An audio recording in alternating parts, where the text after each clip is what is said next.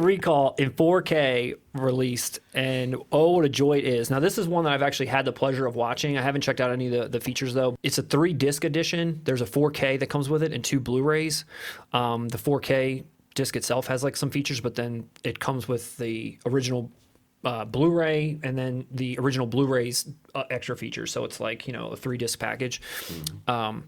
Amazon's releasing it in a standard edition, Best Buy as a steelbook, and then Zavvi released it in a collector's box, which I really wish I jumped on. I don't know why I didn't. I saw it and I was like, maybe like $59.99.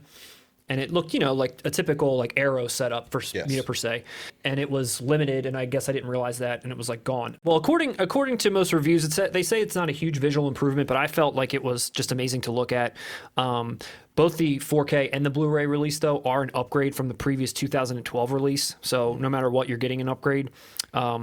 I think the 4K disc, it's got like amazing colors. Obviously, the movie takes place on Mars, so everything's red. It's deep. Well, it's a very colorful movie. It's got a lot of blues in it as well. It's a lot of nice contrasting color. Oh, yeah. Yeah, and all the details are really, they're crisp. You can see a lot of like the dust particles and like the textures on people's jackets, and like even sometimes when you think about stuff like that, you wonder, is the makeup or like the older special effects going to come across a little too like chintzy, clear? Because when you're getting a better visual, you're gonna see a little more of the practical. Right, like the 3-breasted woman and like Tony, like even Benny when he takes his arm off. Everything looks really, really good.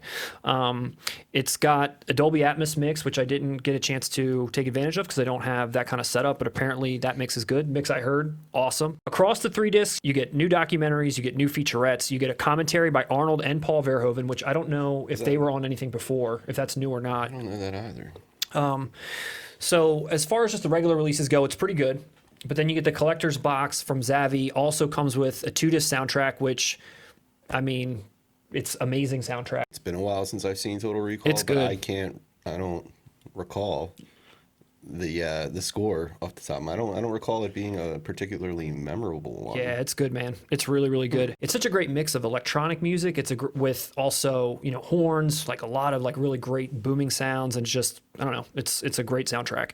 So it comes with that. You get 6 art cards too, some 48-page booklet, and a double-sided poster. So I'm kind of sad I missed out on that. I picked up the Best Buy Steelbook. You did? Yeah, which is the same release as it's just in a Steelbook. Yeah, I look forward to digging in, man. It's a classic film. I feel like the comedy in it, which is a part of all of Verhoeven's films, but I feel like the comedy in it is particularly aged well.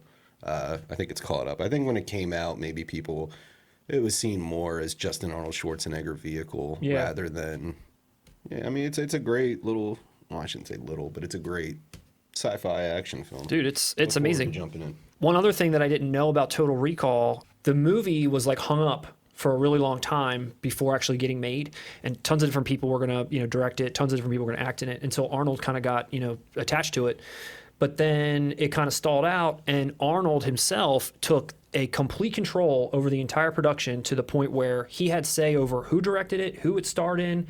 Literally everything to do with the making of this film, Arnold was in possession of, and therefore Arnold reaped the benefits from the success of the film. But he was the main reason that this movie even got made. He believed in it. It was his passion, and then it's a lot probably on paper back then in those days, it's a lot. It's actually interesting. I mean, in hindsight, when you look at Schwarzenegger's career, it seems like he was probably searching for something. Like here, this was based on a Philip K. Dick story. Yeah.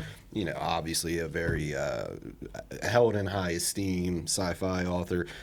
I think Arnold was looking for, hey, I don't want to do Commando again. Right. Let me get something with some meat, some substance. Some brains. Now, it did end up being sort of a mishmash of a Commando-esque Arnie vehicle, but it's got some brains in there, too. It's got some nice little twists. Yeah.